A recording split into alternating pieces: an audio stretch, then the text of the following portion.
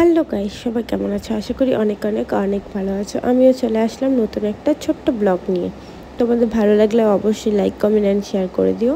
অনেক দিন হয়ে গেছিলো ঘুরতে টুরতে যাওয়া হয় না। সোম খুব অসুস্থ ছিল, সবাই জানো আশা করি। তো আর শিলিগুড়ির থেকে আসার পরে একদমই পুরোপুরি বসা ছিল বেচারা। তো ঘুরতে টুরতে যাওয়াও হয় না। অনেক দিন থেকেই বলছিল একটু বেড়াই। অ্যাকচুয়ালি দেখো, একঘেয়া ঘরে থাকা আর একঘেয়া কাজকর্ম করলে হয় না। একটু যদি না বেড়াই, না যদি ঘুরি, তাই না?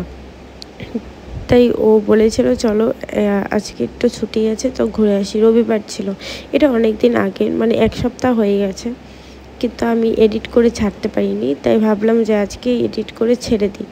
তার জন্য এডিট করলাম, এবার ছেড়ে দেব। তো চলে গেছিলাম আমরা রবীন্দ্র সরোবরে। একটা ছোটো মোটো পার্ক আছে, ও আগের থেকেই দেখে আসছিল, মানে ও ওদিকে যাতায়াত করে, তাই যাওয়ার সময় দেখে গেছিলো যে পার্কটা খুব সুন্দর, ভিতরটা অনেক কিছু আছে। ও ভিতরে যায়নি, বাইরের থেকে দেখেছিল অনেক লোকজন যায়, তো আমাকে বলেছিল চলো একদিন ঘুরে আসি। তো হুট করে প্ল্যান হলো, বেরিয়ে গেছিলাম। কিন্তু এমন কোনো মাথায় প্ল্যান ছিল না যে যাবই, ওখানেই যাব। তারপরে টিকিট কেটে আমরা মেট্রোতে উঠে গেলাম। দেখো মেট্রোতে, আর মেট্রোতে উঠলে আমি ভিডিও করব না, এটা কোনো দিনও হতেই পারে না, তাই না? আর ভিডিও করা আমার শখ একটা, সত্যি কথা।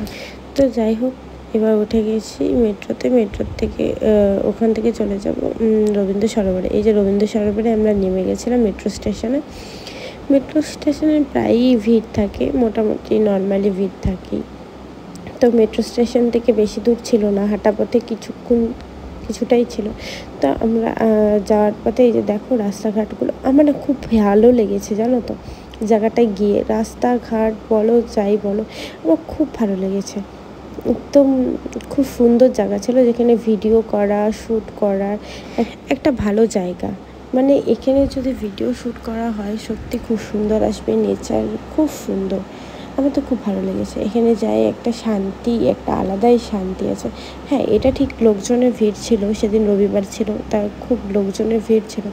কাপলদের জন্য জায়গাটাও খুব সুন্দর। আর আমি প্রত্যেকটা জায়গায় দেখেছি এক একটা কাপল বসা।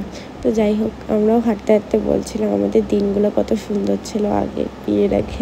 যাই হোক, তো এখানে অনেকেই দেখছিলাম যে মানে বয়স্ক মানুষরাও ছিল এখানে, প্রচুর বয়স্ক মানুষরা বসেছিল, হাঁটাচলা করছিল। তারপর এখানে একটা পার্কও ছিল, মানে ঠিক ভিতরটাতে, কিন্তু এই পার্কটা না বন্ধ ছিল। মানে আসল পার্ক এটার ভিতরে একটা ছোটো মোটো আছে, কিন্তু আমরা যখন গেছিলাম ওটা বন্ধ ছিল। হয়তো এটা অনেক দিন ধরেই বন্ধ। অনেকজনকে দেখছিলাম, মানে বাচ্চা কাচ্চা যারা ছিল, বড়রাও ছিল, সবাই না এটার উপর দিক দিয়ে উঠে ভিতরে যাচ্ছিলো, মানে দেওয়াল টপকে, যাকে বলে দেওয়াল টপকে ওরা ভিতরে যাচ্ছিলো। আর এখানেই কিছু ব্যায়াম করার, মানে সকালবেলা এক্সারসাইজ করার জিনিসও ছিল।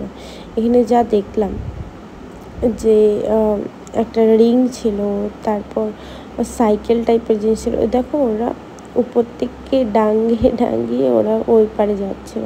আমারও ইচ্ছা করছিল, আমি বরকে বললাম চলো যাই, কিন্তু আমাকে যাইতে দিল না। যাই হোক, আমার বর দেখে একটু কেরামতি করা শুরু করে দিল, প্রত্যেকটা যন্ত্রপাতি নিয়ে ও করা শুরু করে দিল। আমি বললাম এমনি নিজের শরীরে কিছু নেই আর তুমি আবার ব্যায়াম করছো। প্রত্যেকটা ও করছে। এটা ছিল সাইকেল টাইপের, এটার মধ্যে বসে দেখো ও এটা চালিয়েছে। যাই হোক, দেখো শরীর যখন অসুস্থ ছিল বেচারার সত্যি কথা পর্যন্ত বেরোচ্ছিল না। আমার সত্যি দিনগুলো মনে পড়লে খুব খারাপ লাগে। এখন হাসি খুশি এত সুন্দর করে ও থাকে না, মাঝে মাঝে ভাবি যে ঠাকুর যেন এইভাবেই সব সময় আমাদেরকে এমন রাখে। আর একটু হাসি খুশি দেখলে না সবার নজর পড়ে যায়, কিছু না কিছু হবেই, এটা জানা কথা একটু। তো যাই হোক, তারপর আমরা এখান থেকে বেরিয়ে গেলাম। বেরিয়ে গিয়ে দেখো এমনিতে তো ভিডিও করতে দেয় না, প্রচণ্ড চিল্লাচিল্লি করে, তাও আমি জোর জবরদস্তি করে যতটুকু ভিডিও করার করি। ব্লগগুলোও আমি দেওয়ার চেষ্টা করি, কিন্তু আমার বর বলে সব সময় বেরালেই শুধু ভিডিও করে। তো আমি সবার জন্য এত কষ্ট করে ব্লগগুলো করি, প্লিজ একটু সবাই একটু সাপোর্ট করো। একটু লাইক কমেন্ট না করলে, অন্তত কমেন্ট না করলে কি করে বুঝবো বলো কে আমার ভিডিও দেখে না দেখে। তো পরের পার্টটা আসছে আবার নেক্সট পার্টে, তো প্লিজ সবাই ভালো থেকো, টাটা।